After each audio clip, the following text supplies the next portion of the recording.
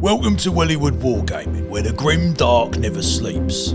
Crack open a bottle of Wild Snake and spark up a low stick as we take a journey down Underhive. Howdy Hive Scum, and welcome back to another episode in my massive alliance series that we're getting through here. Today we're going to be looking at one of the noble houses, and that is of course the noble house of House Ty. Now the full rules for House Ty are available in the Book of Shadow, which is actually the Delac book, and the reason for this is that they have a strong alliance with the House of Shadow themselves, House Delac. These guys, the first time they have to test the alliance, they get to pass automatically, which is pretty good for House Delac. Now, not that long ago, Games Workshop did release two, I think, absolutely awesome Necromunda models here. They're very different to the aesthetic that we get in anything else really so far. Very sort of Japanese, Asian sort of inspired here. We get almost the sort of geisha looking character as well as a sort of bodyguard with an awesome looking sword and a bolt gun here. I absolutely love the look of these guys. They don't match the artwork that we saw in the book originally that closely, but overall, I think these are fantastic looking miniatures. You only get two in the box, but these are available from Forge World. And again, my good friend Cody here has painted up some great examples of his House Ty that he's actually been using as the leadership party in his Outcast gang in this current campaign. So really, really gorgeously painted up here. And they're a really interesting alliance for your games of Necromunda 2.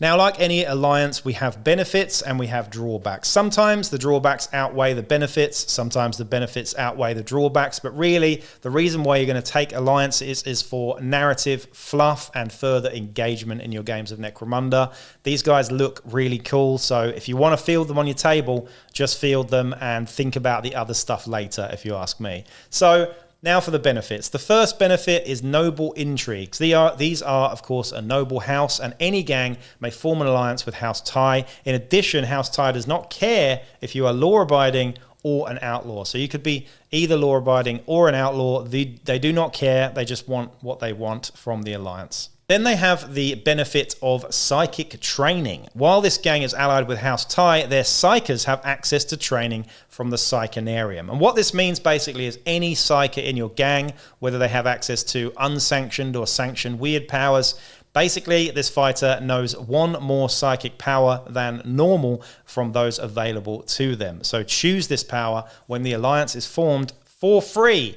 Pretty damn good, and this power is lost though should the alliance be broken. So you get a free power on a champion or a leader or something in an Outcast gang. This is really cool because you can give an extra free psychic power, should it be telepathy or one of the Delac ones as well. Completely up to you. You get a free psychic power, and this is really nice to have. The other benefit, of course, is that you get access to the actual Onmyodo Coven, which is, I believe, how you say it. The two miniatures in question get to join your gang in games. Should the gang rating of your opponent be higher, these guys are auto included. If not, if they are, a lower gang rating than you, you must test the alliance if you want to bring them. So this is a nice little extra. If you're punching up, if you are the underdog in the game, you automatically get these guys and you don't have to worry about it. If you want to include them, though, in your gang, without that, then of course you will need to test the alliance. So that's worth thinking about there. In terms of the drawbacks, the first one is disturbing visions. While the gang is allied to House Ty, their fighters suffer dark dreams. After deploying the gang at the start of any battle, but before the first round, randomly choose one of the gang's deployed fighters. This fighter immediately suffers a flesh wound. Alternatively,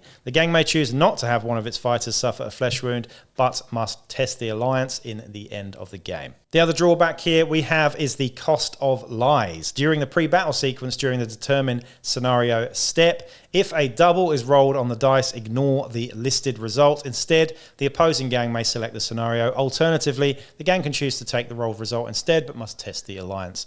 Personally, in my campaigns, we don't roll for scenarios. We just choose them, so you can probably forget that one. If you do that, of course, though, then just make sure that you're testing the alliance should you roll the double. But honestly, as drawbacks go, these guys are pretty mild compared to some of the other ones like House Grime or, some of the ones we mentioned earlier, the Cold Traders, for example, there as well.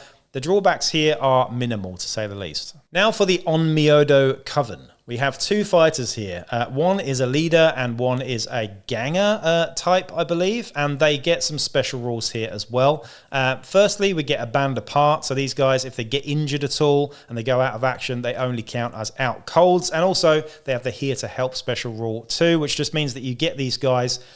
If it's random crew selection, these guys always turn up. They don't cost anything, and they are extra to your gang rating. So they don't actually count towards your crew rating. You get them extra, surplus to everything. In terms of the fighter cards here, the first one, the geisha-looking chick, is the Onmyodo Telepath. And she is pretty cool. She's got movement 5, weapon skill and ballistic skill 5+. Strength toughness 3 and only 1 wound, which is a downside, definitely. Initiative 4+, and attacks 1. So really the stat line of a Juve there, not very good. Leadership 8+, also not very good. Cool 7+, slightly better than average, but a willpower of 5+ with intelligence 7+ as well. So the willpower is the one you're going to be looking for here because she is, of course, a psyker. She comes with a shock stave, which is pretty nice. It's, strength +1, shock, and versatile. It's not a bad weapon. And she also comes with the overseer special skill there as well. And that is only for her and her buddy. She also comes with the 5-up refractor field save as well, and she has a few special rules in here too. Now, she does count as a leader in all of her rules, but she only gets group activation 1. That's not a problem because you've only got one fighter with her, so I think that's why it's been brought down to 1. Normally, leaders get group activation 2, but when you've only got a group of 2, then obviously you can't use that on anyone else. That skill is only to be used on your buddy. She also has the inspirational leader special rule. If any fighters are standing and are both within 6 inches of this fighter and can draw a line of sight to her, they can use her cool or willpower for any checks they can make as well. So 6 inches is pretty short, but this is a nice buff to have. 7+ cool, I believe, and 5+ on the willpower. Not too bad at all. She also has a control collar. We're going to talk about the other fighter as well who also has a collar, but the control collar works as follows. We have, when the fighter is activated, decide if its control collar is active for the round. If it's active, then the control collar of the Onmyodo Null will be inactive for the round. Note that it's possible for both collars to be inactive at the same time, but that if one is active, the other is automatically inactive.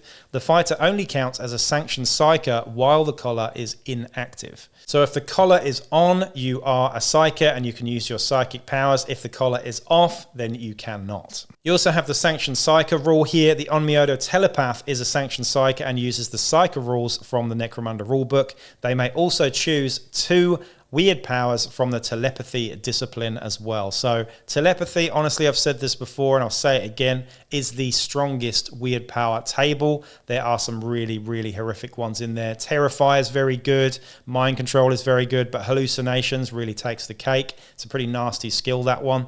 So you can choose 2 of these, by the way. Really, really nice.